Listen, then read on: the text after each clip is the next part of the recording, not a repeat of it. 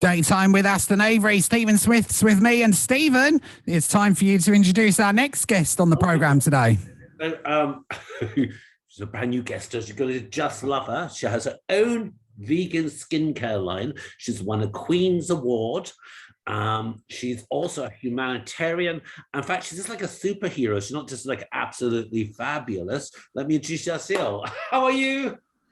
I'm very good, and thank you very much for inviting me on.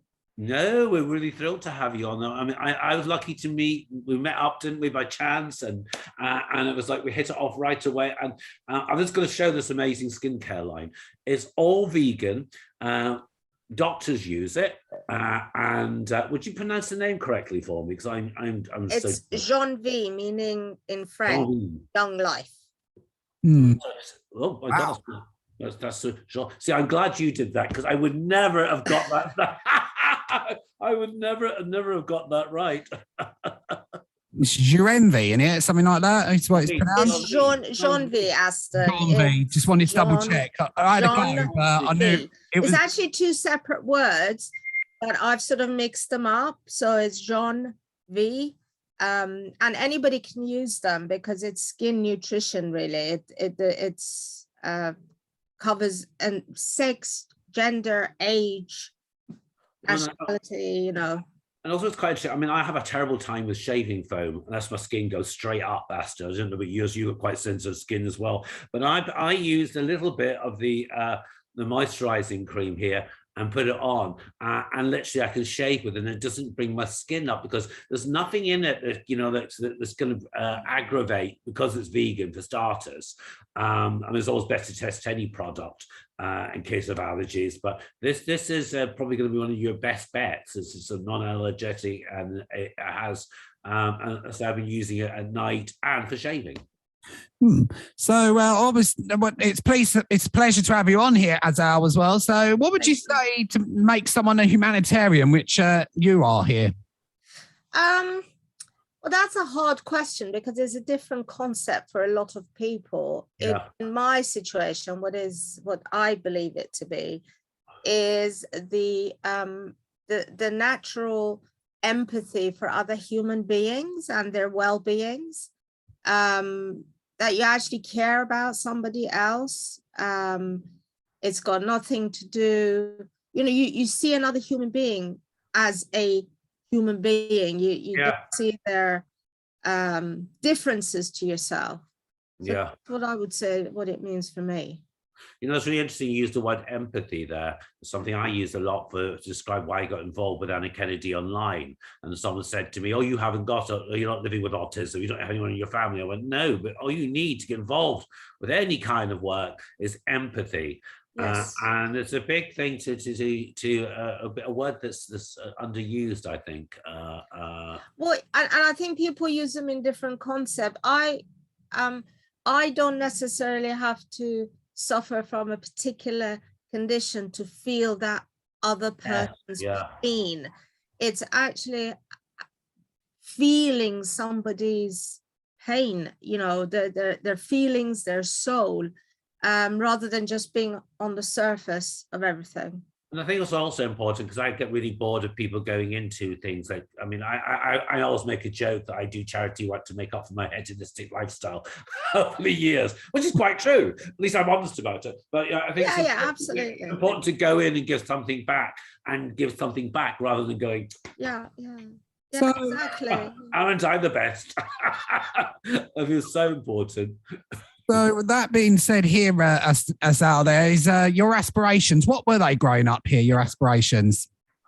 Well, I still have friends from when I was going to nursery school. And things. And you know what? A few years ago, one of them had been looking for me for about 40 years, 50 years. She eventually found me, and I said, why did you look for me so hard? She said, because when I was in primary school, you were my friend, and you were the only person who stopped me being bullied. Oh God. So even from a young age, I always felt that the vulnerable needed somebody to stand up for them. Yeah. And I still feel the same. I mean, I would take a bullet for anybody out in the street if I felt they couldn't defend themselves. So this skincare must be good if I work it out as you're over 50. Not over 50, allegedly. It's rumors. You've been searching you for 50 years, you said. Oh, that woman, she doesn't know time.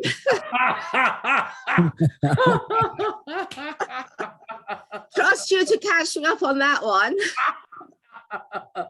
Oh, look, you've been going overseas quite a bit to help with refugees and things, which is incredible. How much time does that take up when you've got a business and you've got all these other things going on? Well, the business and humanitarian work is sort of connected, but I do, because I'm on chemotherapy, so I do quite a lot from my bed, from home. Well, for the recent trip was going to Romania, and in Eastern Europe in general, they're not very good at looking after cancer patients and chronically ill, but also in this instance that I went with the Ukrainians, who they're not just war-torn. The hospitals were bombed. There were cancer patients, terminally ill, chronically ill. They cannot be walking refugees. They just have to go from one hospital bed to wherever else that will take them. So I went to visit them. They were kept or housed in a remote part of Romania. Yeah. So I took toys and sweets and just, I went to give them a hug. When I first went in the room, they all gathered out and they weren't quite sure why I was there. But just giving somebody a hug, and they said, "You came all the way from London to give a hug?" I said, "Yes, because it's on behalf of the entire nation." So it takes every day. I like to do something.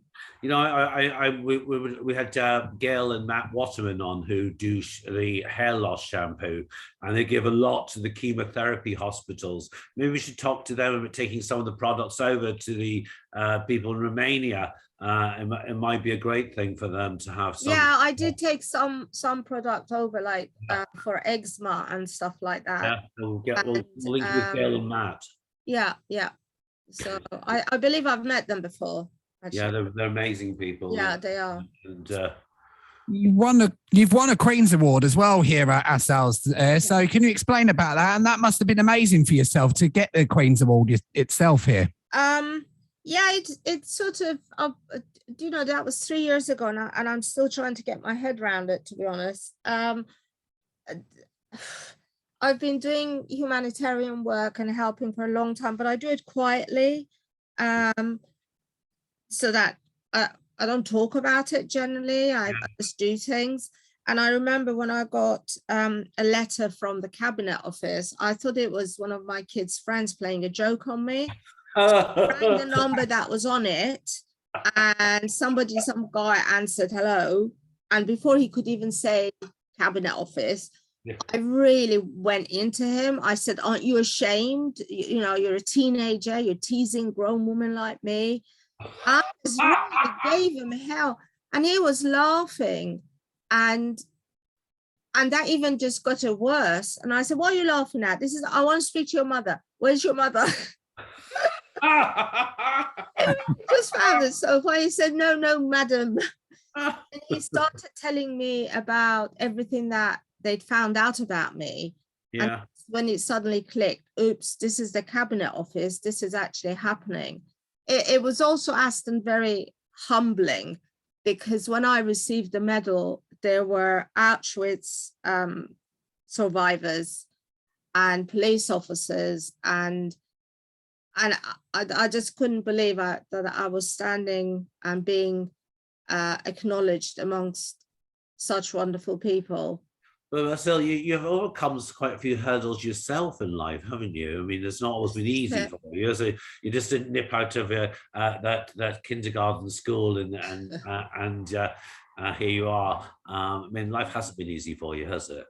No, I do suffer from life-limiting, debilitating autoimmune condition. Several of them actually. So basically my immune system is rejecting my vital organs as if my heart, lungs were transplanted. So my body is just constantly rejecting everything: eyes, mouth, nose, ears, teeth falling out, everything.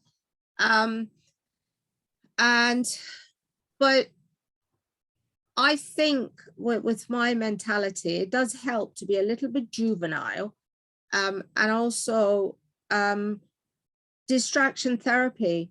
The more I do for somebody else, the better it makes me feel that I'm actually being useful. I'm not just sitting here waiting to die or vegetate or, you know, I feel I'm because I've got 5 kids and I want to make sure that I've done my bit.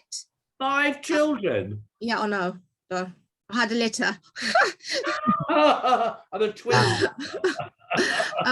So I want to make sure I've done my bit to clear the path for them and make life a little bit easier for them. Do you teach your kids to be positive and look for the positive growing up, did they? Oh, absolutely. They as hard as they are with their mother, and because I've got 4 girls and 1 boy, and I'm extremely proud of all of them. They are all charitable. They all have empathy for the vulnerable person, and they can stand up for themselves. And that, at the end of the day, that's what you want for your kids to. So what's the age range? Oh, now let me think about my age earlier on, you said. You can't really change your children's age. Well, well, okay, we'll pass that then. But you know, one of the things with the American school system, one of the few things I like about it, I have to say, is they have to qualify to do some kind of charity work. I mean, it's X amount of hours towards charity, do something. And I think it's something would be brilliant, to teach in schools over here, that, you know, to qualify. Yes, well, that's exactly it, Steve. I went to American schools here and overseas, and maybe that's why it was instigated or reaffirmed in me, doing that sort of thing. Great idea if you teach people to give. You know, I was reading Anthony Robbins' book, and what he does is, if he, I mean, obviously he's very wealthy, but what he does is, if he gives a small party for his kids, he gets them to take the leftover cakes and things to an old folks' home and some of the balloons to share. And I think it's something if you teach early on, it can bring a lot to this to a child. Funny you should say that, because my eldest, she was allergic to chicken pox, and she spent a lot of time at Great Ormond Street. Oh yeah. And with her younger siblings, every Christmas they would get tons and tons of gifts from family and friends. And we started taking them to Great Ormond Street and giving it out to children who really never come out of hospital. They're always there. So they remember doing that, and I think hopefully it's inspired something. The difference between doing that and Joan Crawford, who used to make her child keep one present and give all the rest away. No. It's a really good idea. Take one little gift and give it to there, or take the balloons that are left over, or some of the cake. It's a nice thing to do, isn't it? Yeah, it's just the thought that counts. But, you know, with a lot of people, that little thought actually goes a long way. It does, yeah. It does indeed. And obviously for our listeners as well here at Asal, do you have any advice for them if they want to start out in business like what you've done as well? Never give up. I was told so many times, give up. It's been really, really difficult, especially, you know, in a cosmetics world. It's very difficult to establish yourself. But if you believe in something and you know that you've done a good job, just networking is very important, but believe in yourself and don't listen, just carry on. I think that's quite interesting that you talk about networking. There's a difference between networking and being a pest. You know, I think if you do something constructive, go out to everything you can do and introduce yourself. Some of these people keep cold calling and etc. are Yes. just a nightmare. But I think you're right. Go to events, go to charity dues, network. Don't be afraid to get out there. You know, exponentially, we're all connected somehow. So even if you meet somebody while you're networking, you go to an event, they might not be able to help you or anything, but they will know somebody who can. Yeah. So, yeah. So if you had to change one thing about London, what would it be? Well, I was at the West End last night. First of all, I'll make the streets cleaner because it was full of rubbish. I don't know. I think I have no idea. That's a question I can't answer. I mean, I love London. I absolutely love London. That's And fine. You can love it. You can just fine change nothing about it. But you're right. Not really. I wouldn't change London, but I think I would try to change the people. So that being said here, Asal, if our listeners want to find out more about yourself, is there anywhere they can do so? Yes, there's several websites, but at the moment, tomorrow I'm launching the Autoimmune Support and Awareness non-profit organization. Yeah. And that would be great if people can come on board. We're not asking for money. What we're asking for is awareness. And of course, I'm going to be there tomorrow as well. Oh, you have no idea. Chance to see me in person. It's going to be fantastic. It's going to be absolutely fabulous, and we're both there, Di. It is. Yeah, no, but we don't need anybody else. Just us.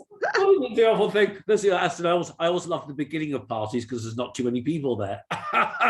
So people say, I'm going to running late. Don't be late. I want to go at the beginning when the people that are on time arrive. Steve, there are 8 people in my immediate family. So you know there's going to be at least 8 people there before you arrive. Asal, it's been an absolute pleasure to have you on today.